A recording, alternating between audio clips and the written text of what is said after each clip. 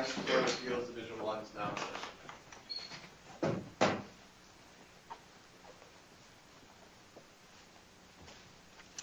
Thank you all. Please be seated.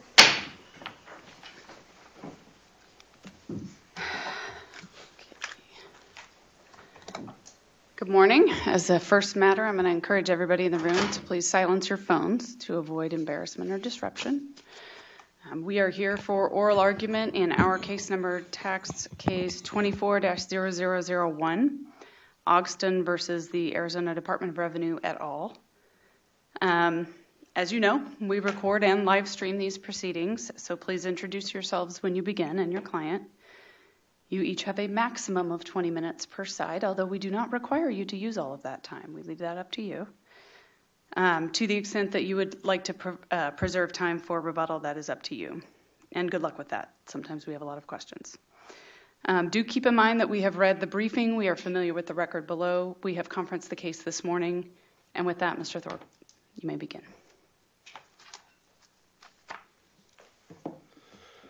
Thank you, Your Honors. John Thorpe at the Goldwater Institute for Appellant Richard Ogston. Also with me at council table is Jonathan Riches with the Goldwater Institute. And if possible, I'd like to reserve 3 minutes for rebuttal. May it please the court. In the early 1980s, Arizona fundamentally changed how primary and secondary property taxes are assessed. With respect to hospital districts, the legislature made it crystal clear. Any tax must be approved by voters prior to imposition. Shortly before that, in 1980, the legislature added language that now appears in ARS 42-17201, establishing a strict primary property tax limit and stating that counties must obtain voter approval before levying taxes in excess of the primary tax limit. As creatures of statute, the district only has powers expressly given to it, and its imposition of a secondary property tax without voter approval was illegal. Specifically, Section 1907A6 is the only source of authority for the district to levy secondary property taxes. If, as appellees argue, Section 1914 allowed a separate route for taxation without voter approval, then it would subsume 1907A6's narrower authorization. Mr. Thorpe, a point of clarification. Did the district levy the tax here, or did the county levy the tax? I think the county ultimately levied the tax, but it's immaterial to the analysis because at all times below, the county and the district were crystal clear that the district was requesting the tax and that they believed under Section 1914, the county had no discretion in the matter. Their reading of Section 1914 was simply that the district presents a budget and an estimate of the amount that they need to be raised by taxation. And at that point, in their view, the county shall impose a tax sufficient to cover that amount. And so the county's role, I think both sides would probably agree that we certainly would, that the county's role was ministerial at that point. We'd say it was not authorized by law, but in any event, they exercised no discretion in the matter. The district came up with the idea to tax, requested the tax, and the county simply imposed it. The statutes just so I'm clear, where in the record could we find that the county considered that it had no discretion in whether to seek this tax or impose it? I'd be happy to follow up with the specific record citation. I don't have it in front of me, Your Honor, but there was in the letter where the district requested the tax from the county, the district cited the language from 1914. Okay, so the district may have said you have to do this, but where's your proof, for lack of a better phrase, that the county agreed with their interpretation and thought that they had to do it and had no choice? Your Honor, the county's view on the matter, I suppose, was not well developed below. The county's taken no position in this litigation. There are statements from a council meeting regarding the county's role in this process, but I don't believe that was developed below, and it's not in the record. Another key point on the county versus district distinction, as we explained in our brief, as a matter of judicial estoppel, and simply as an equitable matter, the district can't shift horses mid-race and fundamentally change its argument from one that it prevailed on below, namely that the district itself had the power to impose this tax, to a new argument on appeal. It's actually in conflict with the original argument that the county was the one imposing the tax and the county has that power.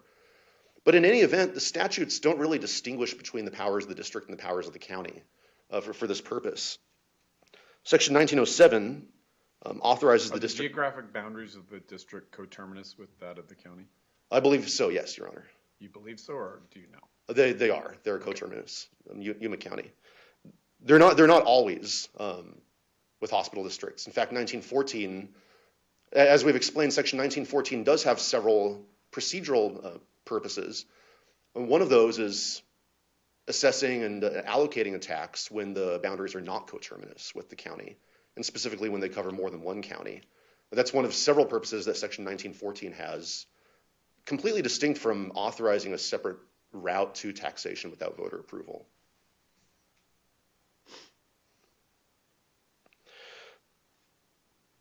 As I indicated earlier, Section 1907A6 provides a narrow authorization to tax for operation and maintenance of a hospital, and it requires voter approval prior to doing so.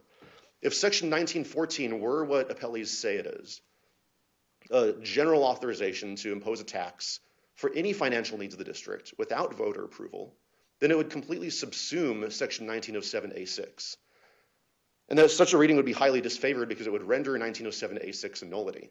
A district would never need to obtain voter approval for a tax for operation and maintenance if it could simply go to the county directly without voter approval and obtain a tax for any purpose. Now, the county insists as a factual matter that none of the tax funds were for the purpose of operating and maintaining the district's hospital facilities. Why doesn't it make sense that the law would distinguish between taxes imposed by the hospital district and taxes imposed by the county in this way? But there's a concern that a hospital district may not be as politically accountable, and therefore we have to go get voter approval. Certainly, Your Honor, I think that's... Let me finish, please. I'm sorry. But a board of supervisors is politically accountable, and therefore we trust the voters in that matter to vote out the people who are not following their wishes. Why couldn't the legislature, as it seems like, at least superficially they've done here, kind of distinguish between where we need voter approval and where we don't? And that kind of makes sense to me. I think it could have, Your Honor, but it didn't. Section 1914, whatever it does not give the county board of supervisors discretion in the matter. It provides... But is that the question, or is where can you point in the statute to where the county's discretion is limited? In other words, that the county's authority to tax is limited. I think that's the point I'm trying to make, Your Honor, that the county's discretion in Section 1914 is limited, so that the idea that Section 1914 could perform the function of providing meaningful county oversight of the district by giving the county board of supervisors some say in whether to impose the tax or not, which I think as a policy matter, that could be a perfectly reasonable approach. The text of 1914 makes clear that that's not what it's doing because it gives the county no discretion in the matter. The county board of supervisors shall thereupon levy the tax when it receives the request in writing from the district. So that its function cannot be what I believe you're indicating, Judge Morris, of having the county board of supervisors play some meaningful oversight role in whether to impose the tax. I think that leaves us again with Section 1907A6, which provides a general taxing power to the district. And again, it has to go through the county to exercise that power because it has to hold an election. And to hold an election, it has to go to the county board of supervisors. And the county board of supervisors actually undertakes the mechanics of holding that election and obtaining voter approval for the tax. Council, question on the timing of the enactment of these different statutes and if it's problematic to your position or not. So 1914 predated 1907 and 17201 by decades. So help me understand, if 1914 existed before those other two statutes, help me understand how we can read 1914 as just procedural, not substantive. Your Honor, you're correct that the language that's relevant here from Section 1914 dates back to 1949. And prior to the 1980s, that was the only language in the chapter that dealt with this power of taxation. It didn't include any kind of express authorization to impose a tax, but it did reference taxes and procedures for levying taxes. Now, it's certainly arguable that prior to the 1980s, there was some kind of implied power of taxation under Section 1914 because that was the only statute that mentioned a tax. Clearly, the legislature was contemplating some kind of tax existing. And so that I think courts at that time looked for some system within the existing statutes to govern those taxes. All of that changed in the early 1980s. In 1980, the Arizona electorate approved and adopted Article 9, Section 19 of the Arizona Constitution, which provided a primary tax levy limitation. That if primary property taxes increased by more than 2%, simplifying it a little bit, that they had to be, there was a strict voter approval requirement. Counties didn't have discretion anymore to increase property taxes on their own by that amount. Now, shortly after that, the Arizona legislature, again in 1980, enacted ARS 42301. That's the statute that's now renumbered as 17201, requiring voter approval for any county secondary property tax. So I think that establishes as a general matter that counties, when they impose secondary property taxes, or property taxes in excess of the primary property tax levy, they have to obtain voter approval. So that's the general principle, and it's entirely consistent with the enactment in 1981 of 1907, which detailed powers and duties of a hospital district. It's spoken in a rather comprehensive way, dealing with quite a few different powers and duties, and one of those was the authorization to tax. Now, in context, because it's a powers and duties statute that's comprehensive, it's clear that is the power of the district to tax. Also, the language there is general. When it provides that the hospital may impose a tax for the operation and maintenance of a hospital, it's referring to any tax that the district imposes for the purposes that it's authorized to undertake by this chapter as a hospital district, namely maintaining a hospital, whether directly or indirectly. Wouldn't it have been clearer if your reading is correct? Wouldn't it have been cleaner if the legislature had put the language in subsection 6 that talks about it going to the electorate, if they had put that up above all of the enumerated powers of the district? Wouldn't that have been cleaner? It may have. I can't speculate why the legislature didn't do that. I think perhaps one reason is because 1907 deals with a variety of powers, many of which have nothing to do with taxation. And the power to sue and be sued, the power to use a corporate seal, the power to buy and sell property. And those powers in general do not require voter approval. The one power where the legislature specified there must be voter approval is in imposing a tax. The district tries to argue that its tax doesn't fall under 1907A6 and therefore doesn't require voter approval because it's not for the operation and maintenance of a hospital. Now, as an initial matter, assuming that argument is correct, the conclusion is not that the tax is authorized under 1914. The conclusion is that the tax is not authorized at all. Because again, as a matter of logic, 1907 is the only authorization to impose a tax. The text of 1914 simply doesn't bear that weight. And so if the tax is not for the operation and maintenance of a hospital, then the tax is not authorized. So your position is that the way the court would read 1914 30 years ago is different than the way we should read 1914 once 1907 and 17201 were enacted. Am I hearing you correctly? Your Honor, I don't think appellants would positively endorse the prior reading of 1914. I still think as a textual matter, there's nothing in 1914 that authorizes the imposition of a tax. I think understandably it was quite unclear prior to 1907A6 what 1914 was doing because there was no authorization and yet it spoke of a tax. And so courts, reasonably in Roberts and in Atchison and Topeka, concluded that there was a taxing power prior to 1981, even though there was no express authorization to tax. That changed in 1981 with the express authorization to tax and with the express limitation on that authorization requiring voter approval. My friends on the other side have tried to argue that the fact that 1914 predates 1907 means that I think that the legislature intended to allow some alternate mode of taxation that didn't require voter approval. But I think they're getting it backwards. When one statute predates another one, there's some kind of conflict between them. Assuming there is a conflict, the later enactment generally prevails over the prior enactment. So looking back, the legislature stepped in 1981, enacted 1907A6, and assuming there is any kind of conflict between those, 1907A6 and its voter approval requirement would control. Now, there's not a conflict, as I've explained, because 1914 simply does not deal with the power to tax. So to my earlier question about where is the limitation on the board's authority to impose a tax, your answer is then it's not there's a limitation, it's that there is no authority to issue this tax. There's no authority to issue a tax unilaterally without voter approval, if that's what you're asking, Your Honor. Then tell me where is the board's voter approval requirement for a board to issue a tax? I'm hearing you say there isn't. What there is there's no authority to issue this tax. The only authority to issue this tax is really the hospital district's authority to issue this tax. And that's subject to voter approval.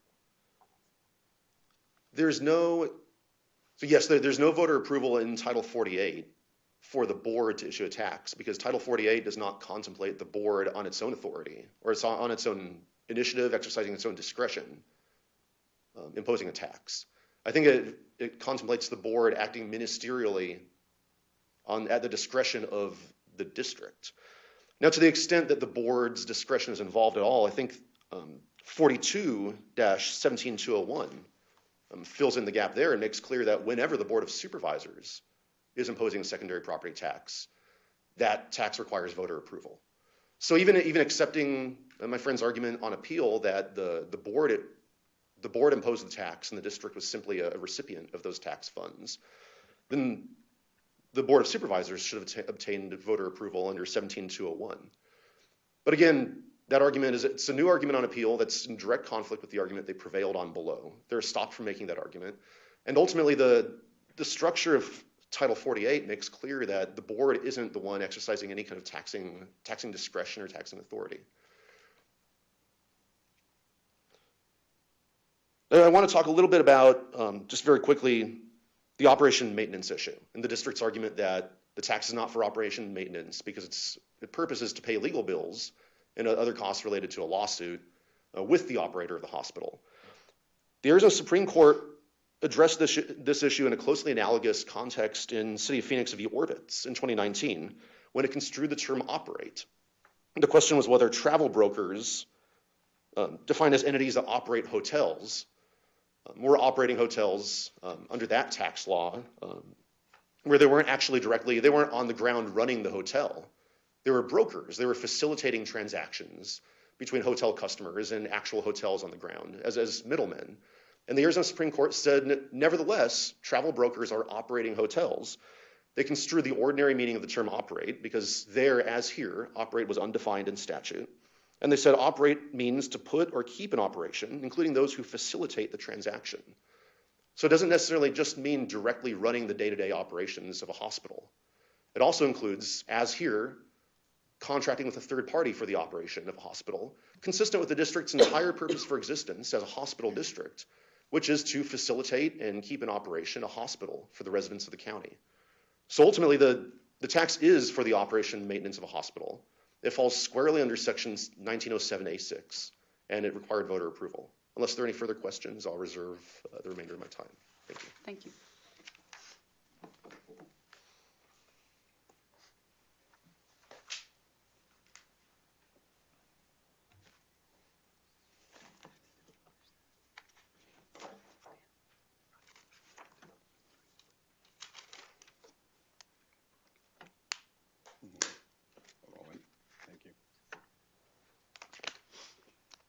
Good morning, Your Honors. May it please the Court. My name is Paul Girding. I'm here on behalf of the Hospital District Board. I'm here with my associate, Jasmine Chigbrown. Of course, I had a presentation for you, but given your questions, I think I'm just going to turn to each of the questions. I believe I have an answer for all of them, and I'll cite directly to the statutes and the case law. The first question I heard was, who levied the tax? That issue was squarely addressed in the Prescott newspaper's case. And in that case... But let's... Go ahead. Sorry to interrupt your new presentation, but can you respond first to the argument that you're now taking a different position on appeal as to who levied the tax than you did below. We don't believe we ever did that, Your Honor. It's a conflation of two separate powers. The power to tax pursuant to 1907, which was enacted in 1985, for purposes of operating a hospital, operating and maintaining a hospital, which Roberts said there was no taxing authority to do, and hospital districts could not levy taxes or raise taxes to operate or maintain a hospital. So this court in Prescott noticed that 1407 falls under the district's taxing authority to operate and maintain a hospital and levy a tax itself. This court made that distinction in section 1419 where it said, 1914, dyslexic, section 1914, where clearly the county levies a tax pursuant to the budget request made by the hospital district in order to sufficiently meet its obligations. So two separate types of taxes, both secondary taxes. One is a county tax pursuant to section 1914. The other is a district tax pursuant to section 1907. And so your colleague, your friend, as he would refer to My you, friend, certainly. is just making up when he says that's not the position you guys took below.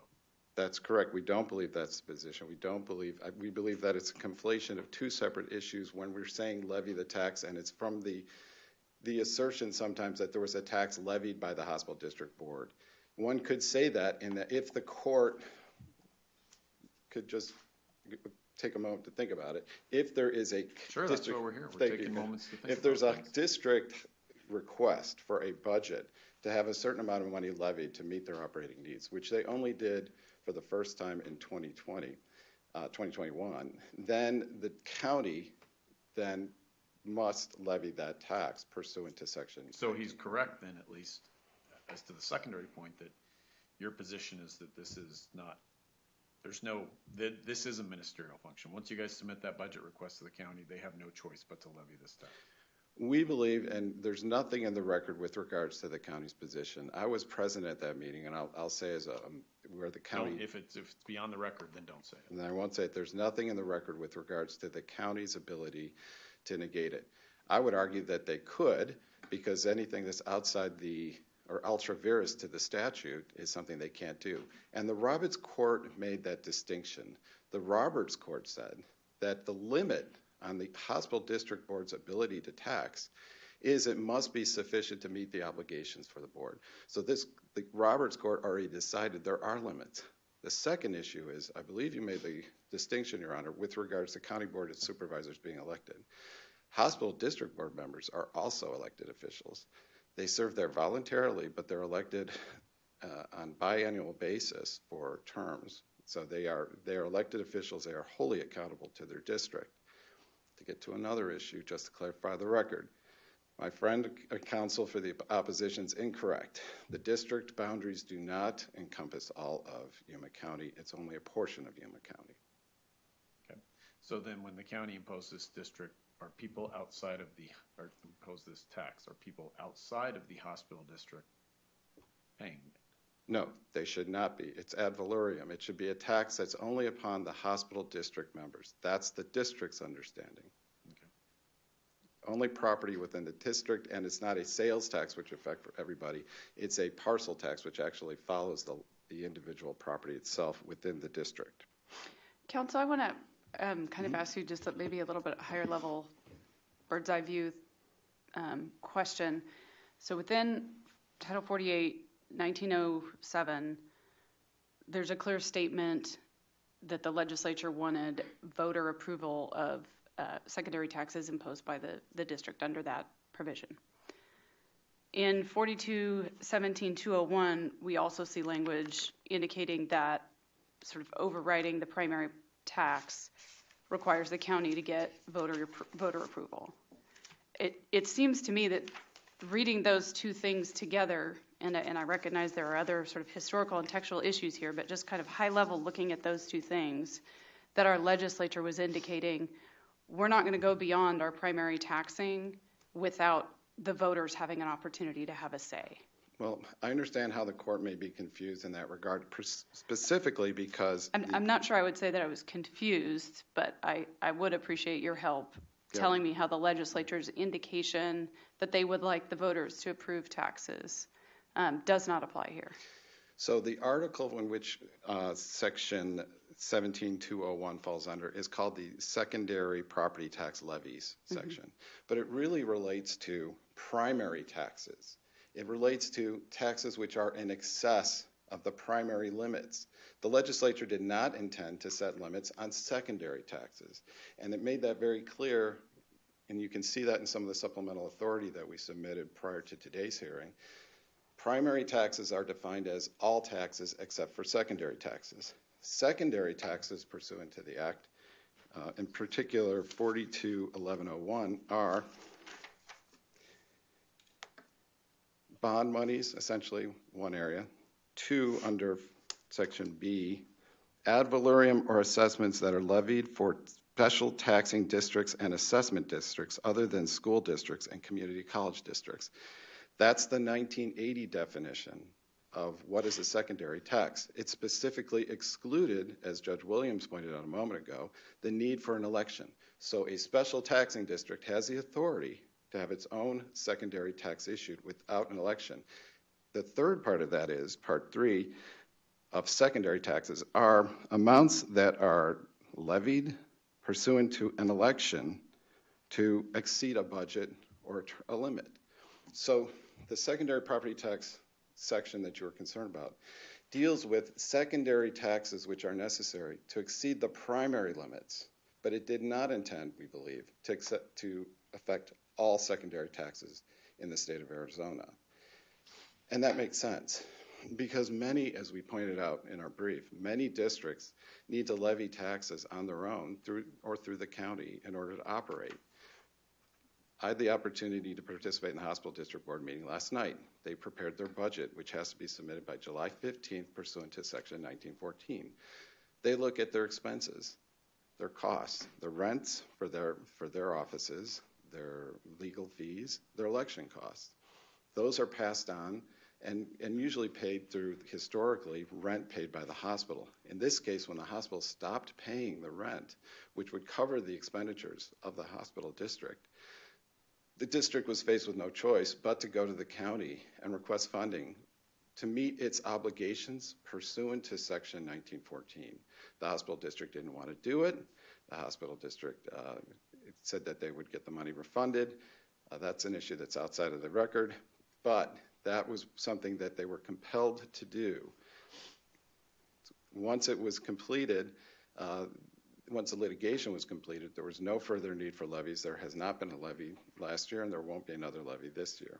So again, secondary property taxes pursuant to 1914 and the definitions of section 1914 enacted by the legislature demonstrate that no election is necessary for those taxes. And I believe, Judge Morse, that the limits were alluded to or stated within the Roberts case, where it said the statute itself limits it. Not only section 1914 as stated in Roberts, but also section 1907. 1907 gives the district limited powers. So if the district were to, say, want to buy a private jet for the district's use, that would certainly be outside of the authority of section 1914 and section 1907. They only have the right to be sued or be sued to buy or rent property for purposes of the districts for the benefit of the district. So the concern that the district's somehow going to go off kilter and be out of control with this authority to just submit a budget and for its operating expenses and have them approved by the county is really not a concern, because they do have to answer to the voters. They are subject to election authority. And anything that they do outside of section 1914 or 1907 or their bonding authority would be ultra vires and certainly meet with an action from my friends to the left. Is there an additional question? Does it strike you as odd, if we read 1907 the way that you suggest we read it, does it strike you as odd that a district can only assess or only levy a tax for ambulance service, urgent care, operation and maintenance? The list of them, of these responsibilities under A6, but then also says districts also have these other obligations, but there's no funding mechanism for those. Does that strike you as odd that the legislature would say you can only levy a tax on these few of your powers and responsibilities? Well, going back to your comments earlier, Judge Williams, I appreciate that. Wouldn't the legislature have said you need that same authority for each of those issues? And the history tells us that there was always the ability to levy a tax, just not pursuant to Roberts, to operate or maintain a hospital. So to sue or be sued, and for other purposes, and even in Roberts, they noted that hospital districts have taxed. The only authority that they had was pursuant to Section 1914. When the legislature came down with the Tax Reform Act in 1980, they were essentially trying to protect taxpayers with regards to primary taxation, not secondary taxation. And they made that clear with regards to limits. The limit, the very first sentence of the act that you're concerned about, Judge Perkins, states that this is for primary taxes. And secondary taxes, which are raised for the purpose of exceeding the limits on the original primary tax. I don't think it's odd, Your Honor, Judge Williams, with regards to Section 1907. Those powers were there from the beginning of the act. They always had the ability to sue or be sued, own or buy property. They typically did that pursuant to some of the case law that you've seen by purchasing through outside sources or bond money, a hospital and leasing it to an operation who could then manage the facilities. But the hospital district itself, if it were going to try to operate and maintain a hospital, which is the roadblocks it ran into relative to Roberts, it's going to have to, we needed money to be able to do that, and eventually the legislature granted hospital districts the authority to do so pursuant to Section 1907, paren 6 on paren. Why did they do that? Because running a hospital is a very expensive endeavor, and one that certainly the taxpayers, the district would agree, should be involved in. For running the day-to-day operations of the hospital district, no. That falls under Section 1914. Unfortunately, within the powers of being sued, the district had to defend itself, could not afford it, and eventually had to levy a tax. And that's why we're here today. Was there an additional question? Could you talk to me about that sue or be sued and the litigation issue in the context of the case that your friend identified, the Orbitz case, which did seem to kind of expand the concept of operate beyond what maybe we would think of as purely operating a hotel in that context. Certainly. So the litigation and sue or be sued, how is that not sort of part of maintaining and operating the hospital?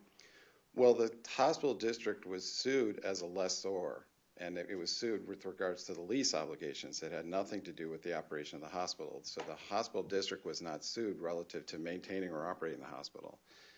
Without going through the list of everything that we listed in our brief, Orbitz is very distinguishable in that you have a broker that has a monetary interest in a for-profit business to help run those hotels, gain rent from those tenants at those hotels, get commissions. They are involved in advertising. At the hospital level, the hospital district doesn't advertise for the hospital. They're completely separate entities. The hospital district is solely a lessor in this case. It has an agreement with regards to the hospital that the hospital shall lease the premises and run the hospital for the benefit of the community. But the hospital district can't hire and fire physicians, can't hire and fire nurses, has absolutely no say in which patients can come and go, has no say with regards to rates that are charged. As a elected body that wants to make sure that the hospital is acting in the benefit of the interests of the community, they certainly will raise those issues with the operating board of the YRMC, the hospital. But the district itself has absolutely no authority to manage or operate or maintain the hospital. That was the central issue in the litigation that we're solely What authority lessor. did Orbitz have, though, they didn't set the rates that they were charging, for overnight stays in the hotels. They didn't hire and fire hotel staff or employees. I don't see that distinction makes any difference. I believe that they were involved in, if I recall from the case law, the actual advertising for the hotels, running guests to the hotels and then taking profit from that. Here we're dealing with an elected body that only looks to see that the hospital is acting for the benefit of the community. It gets nothing in return. It gets no money other than the rent, which was just to help the district maintain. So the commission that Orbitz got is different than the rent the hospital gets in a absolutely meaningful way? the hospital district has the authority to rent and lease and purchase property under Section 1907. That went on since the very beginning of the enactment of the Special Taxing District Act. And again, just for the record, this was a hospital special taxing district that was created in the 40s. So well before 1907-6, it was clear the legislator intended that the district would have taxing authority. I believe that the lease payments for having the ability to have a hospital operate within the district itself is completely separate than the commissions that are gained from the profitability of the hospital itself, as you would have in orbits. There's no commission. Again, there's nothing that, if the hospital itself makes, this year's projected to make almost $1 billion, that it will not affect the hospital district in any way, other than they'll be concerned are the patients at the hospital being taken care of. Does that help, Your Honor? I'm not sure. Okay. Any other questions that I can address?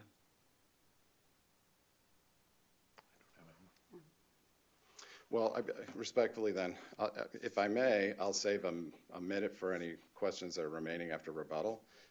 But I will finish in the next 2 minutes just saying, again, I understand that. We generally don't have service. Yeah, I was going to say, well, you said that we may reserve rebuttal. So Yeah, I was speaking to the appellant. then I'll continue. I thought that was a little different. So certainly, we believe that the hospital district never operated or maintained the hospital. That carve-out came because, again, given the statutory and case law history, hospital districts wanted to do that, could not do it because of parks. And then the law was changed, giving them the opportunity to do that. But if you're going to spend that kind of money, hospital district, the legislature said, pursuant to 14076, you're going to have an election. Similarly, with special taxing districts, you'll see the same amounts for bringing on great obligations for bond approvals, for example. Is there any questions with regards to that? Finally, Your Honors, with regards to the estoppel issue, we believe we've always taken the same position. Yes, the hospital can levy taxes, but that's under Section 1907, which was not the case here. Here, the county levies the tax at the request of the hospital district pursuant to Section 1914. Than that, I have nothing further, Your Honor. Thank you.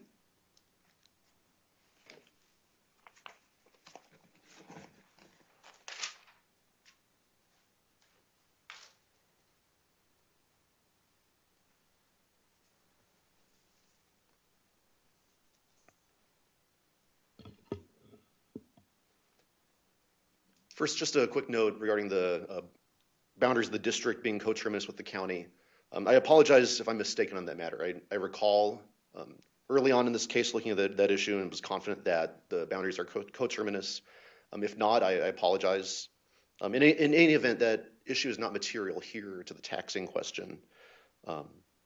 Turning to another issue that my friend raised regarding whether the district has argued that the district or the county has the taxing power. On this issue, I'm quite confident that we're right. Looking at pages 5 to 6 of the reply, you don't have to trust me on this. These are the district's representations below and their substantive arguments. The district argued that it has the power to impose the tax under Section 1914. The district said that it possessed the authority to levy the tax under Section 1914, which requires the county to levy a property tax on behalf of the district. It also said this conclusion is especially apt considering, this is a quote from the district, Section 48, 1914's legislative history, cases interpreting the district's taxing authority and special taxing district law generally.